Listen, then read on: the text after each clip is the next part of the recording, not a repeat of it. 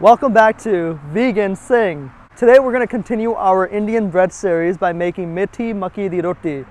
What's that? Well, Methi is this amazing green herb that is just nutrient dense. It tastes amazing. It has this really sweet but bitter flavor as well.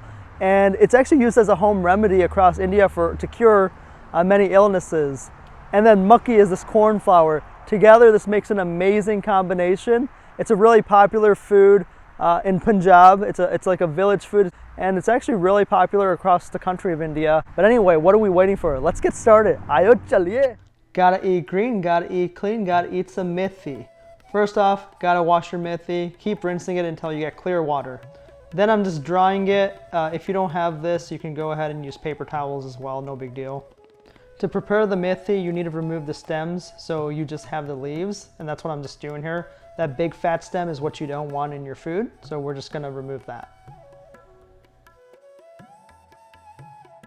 Gidda.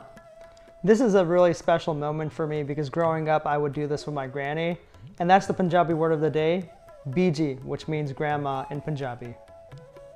Let's make a spice mixture by grinding 3 serrano peppers with 3 ounces of ginger.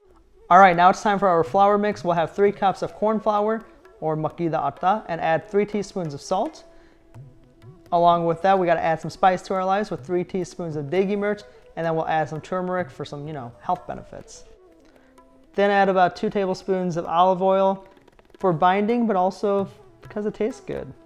We're gonna add 2 cups of boiling hot water. It needs to be boiling because this helps the corn flour bind. It's not as glutinous as wheat flour, so this is very important that you use boiling hot water.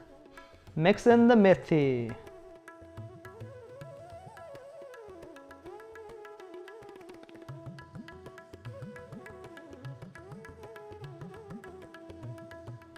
Start binding the dough by kneading it. This requires a lot of strength, or jor, as we say in Punjabi. I don't have a lot of jor, so this is taking me a while. Add in the ginger spice grinded mixture from earlier.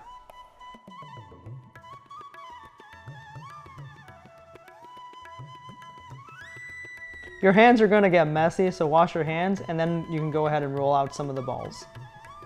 To flatten out the dough, we don't need a rolling pin. You're going to have to use your hands. Just continue to move this in a circular motion and slap it a few times until it starts to round out. You can place this on a cast iron or a tawa. I have both. We're going to cook this on medium heat so it's cooked throughout, and you're going to cook it until it's nice and charred on the top and the bottom. Man, this brings back a lot of memories, a lot of good memories with my grandma. You gotta add some butter, obviously. This is my homemade vegan butter. And you're gonna poke some holes to create some wells for that butter. And you know what? I think we're missing something. More butter. Let's add in some more and make this even more amazing. With butter, it's so good. And then let's just try it. Swad aa gaya, bahut swad hai.